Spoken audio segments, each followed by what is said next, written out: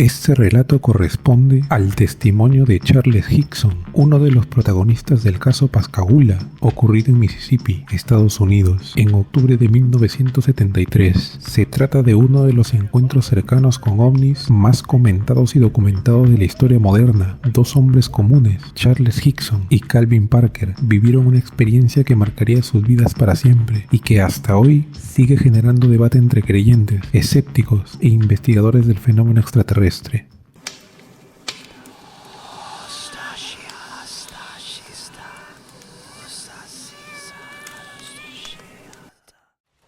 Esa noche de octubre de 1973 sigue persiguiéndome como una sombra imposible de borrar. Han pasado décadas y aun cuando cierro los ojos, regreso sin remedio a aquel instante, al silencio extraño que se posó sobre el río Pascagoula, en Mississippi. Era un silencio que no era natural, como si el mundo entero hubiera decidido contener la respiración. Lo recuerdo con una claridad que me estremece, el frío húmedo del aire que se colaba bajo la ropa ligera, el leve golpeteo del agua contra la orilla fangosa, el murmullo tenue de las cañas de pescar que habíamos colocado con tanta rutina como lo hacíamos otras veces. Todo parecía ordinario, casi aburrido, y tal vez por eso nunca imaginé que estaba a punto de vivir la experiencia que marcaría mi vida para siempre. Calvin Parker estaba a mi lado, inquieto como siempre, un muchacho que apenas comenzaba a abrirse camino en el mundo. Yo, en cambio, ya tenía años suficientes como para distinguir entre un miedo infantil y un peligro verdadero. Esa diferencia me perseguiría después, porque cuando uno envejece, sabe reconocer lo real,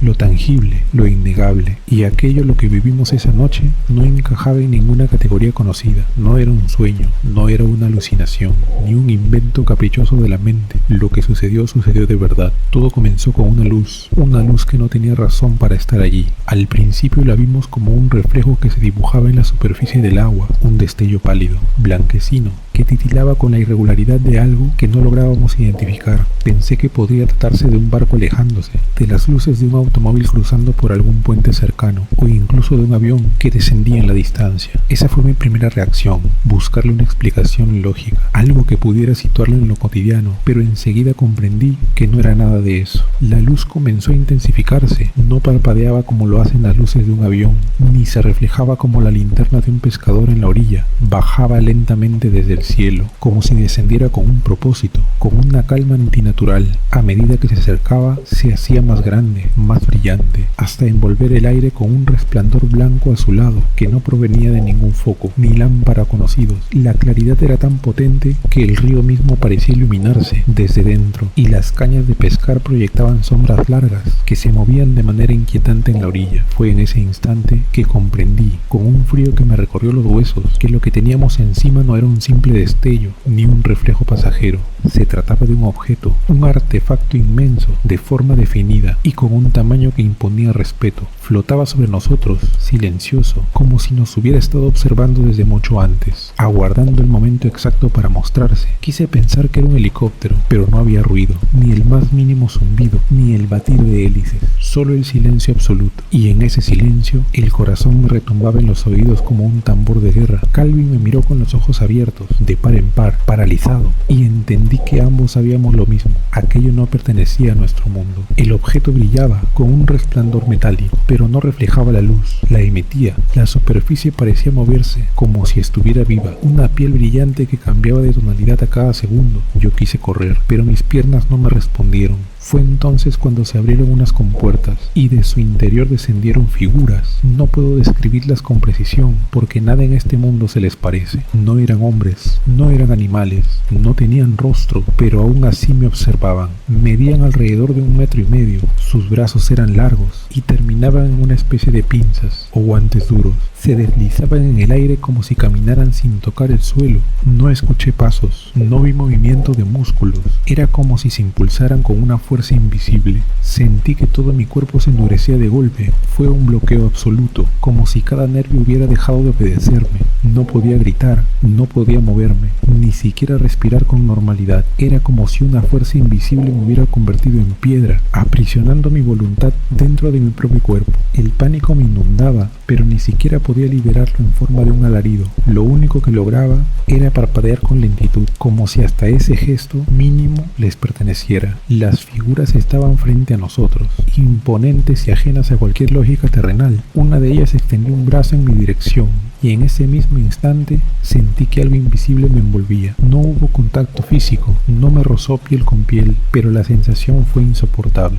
como si 1000 agujas eléctricas penetraran mi cuerpo al mismo tiempo, recorriendo cada fibra nerviosa. No era dolor en el sentido convencional, sino una mezcla de ardor y vibración que me paralizó hasta los huesos. En un parpadeo, el mundo del río desapareció. Ya no estaba en la orilla, me encontré suspendido dentro de un espacio que no puedo describir como nave, en el sentido en que solemos imaginarla. No había consolas, no había ventanas, ni siquiera luces visibles. Era una sala blanca, brillante, sin un origen aparente para aquella claridad. La iluminación no provenía de lámparas ni focos, parecía brotar del aire mismo, una radiación fría que lo bañaba todo sin dejar lugar para sombras. La claridad era tan uniforme que daba la sensación de estar dentro de un sueño congelado. Flotaba en medio de esa sala, incapaz de mover un solo dedo. No sentía el suelo bajo mis pies, tampoco el peso de mi propio cuerpo. Era como si la gravedad hubiese dejado de existir para mí. Y alrededor, ellos, las figuras, se desplazaban sin ruido, rodeándome con un orden que transmitía disciplina, como si cada movimiento suyo obedeciera a un propósito preciso. No hablaban, ninguno abrió la boca, pero de algún modo lo escuchaba todo dentro de mi cabeza. No eran palabras, no eran sonidos, sino impulsos directos a la mente. Era como si su sola presencia se filtrara en mis pensamientos, invadiéndolos con la naturalidad de quien abre un libro. Yo intentaba resistirme, quería gritarles que me dejaran en paz, quería rezar, invocar a Dios, pero mi mente estaba abierta de par en par, expuesta como un cuaderno en blanco donde ellos podían leer sin dificultad. Y lo peor era que no había nada que le pudiera ocultarles. Recuerdos, miedos, pensamientos íntimos, todo estaba al alcance de ellos. Me examinaron. No lo digo por conjetura, lo sentía. Percibía cómo su atención recorría cada parte de mí, como si analizaran mis pulmones al expandirse, el pulso de mi sangre, el ritmo de mis órganos. Una de las figuras se acercó y entonces lo vi. De su propio brazo surgió una prolongación metálica, o quizás era parte de su cuerpo, un instrumento imposible de describir con exactitud. Se acercó a mi pecho y de aquel extraño apéndice brotó una luz azulada que se desplazó lentamente sobre mí.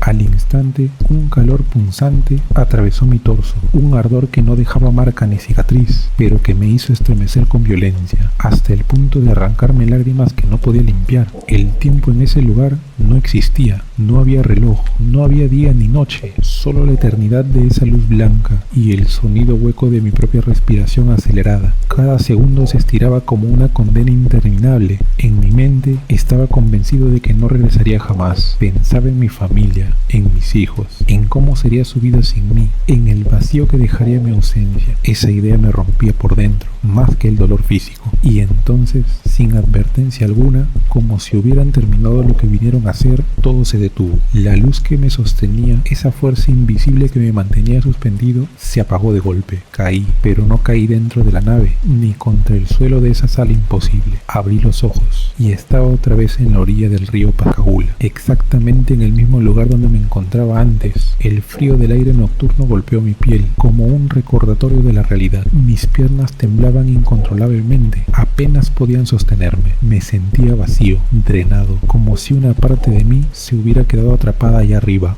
A mi lado estaba Calvin. Su rostro era un reflejo del mío, pálido como una luna, los ojos abiertos de par en par, la boca entreabierta como si hubiera estado a punto de gritar. Él también había pasado por lo mismo. Lo supe sin necesidad de preguntarle. Nos miramos fijamente, en silencio. No había palabras que pudieran abarcar lo que acabábamos de vivir. En esa mirada compartida estaba el pacto tácito de quienes han sido marcados por algo que los demás jamás comprenderían. Regresamos tambaleando a la ciudad y lo contamos a la policía.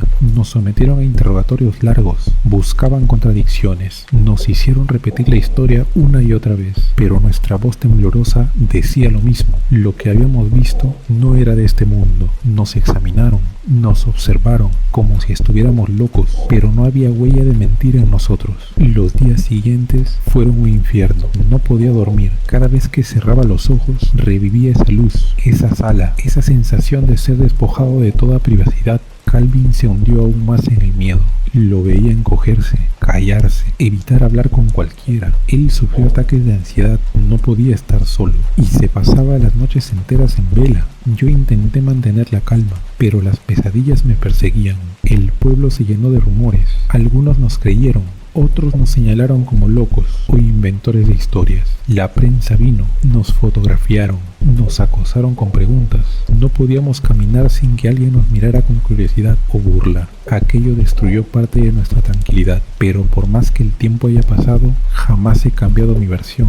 No gané nada con contarlo. Al contrario, perdí paz, perdí amigos, perdí anonimato. Y aún así lo digo, esa noche en Pascagoula fui llevado por algo que no pertenece a este planeta. Cada tanto, cuando la casa está en silencio y el viento sopla fuerte, siento que ellos aún están ahí, mirándome desde alguna distancia, incomprensible, esperando. Y lo único que me pregunto es, ¿por qué yo? ¿Por qué nosotros? ¿Por qué querían a dos hombres comunes a la orilla de un río? Nunca tendré la respuesta, pero sé que lo que vi fue real. Y ese recuerdo arde en mí como una cicatriz que nunca dejará de doler.